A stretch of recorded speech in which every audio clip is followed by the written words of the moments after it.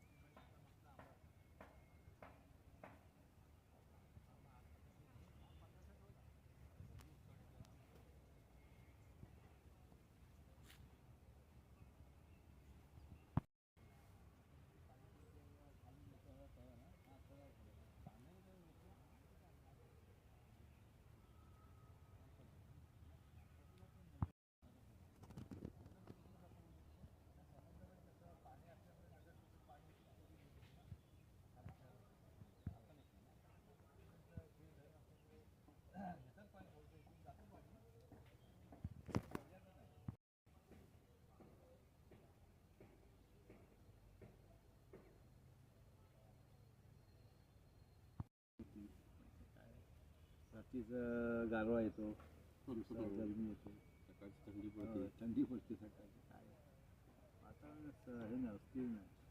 ते बाग तुमची मोठी चोख आहे, सगळं मोठी झाडं नाहीत कुठली, दुसरी मोठी झाडं नाहीत ना, झाडं नाही देत काय, ते सगळे आहे ते सगळं. पाऊस पडतोय कोकणामध्ये आणि याचा सर्वाधिक फटका आंबा पिकाला लागतोय.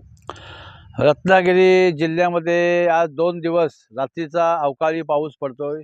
त्याच्यामुळे आंब्याचं नुकसान होतं आहे, आंब्यावरती डाग पडत आहेत, त्याच्यामुळे बुरशी येते. ह्या सगळ्या गोष्टी झाल्यामुळे आंब्याला भाव कमी मिळतो आहे. मार्केटमध्ये पेटी जाते, पण त्याचा हा असं पाऊस पडल्यामुळे, डाग पडल्यामुळे त्याच्यावरती बरा भाव कमी मिळतो आहे, असं सर्व शेतकऱ्यांचं म्हणणं आहे.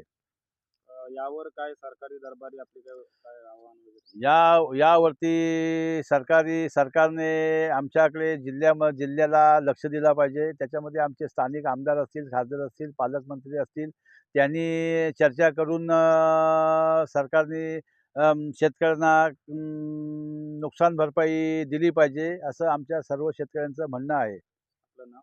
प्रदीप विष्णू सावंत, गाव नाचणे, आंबा बागायतदार.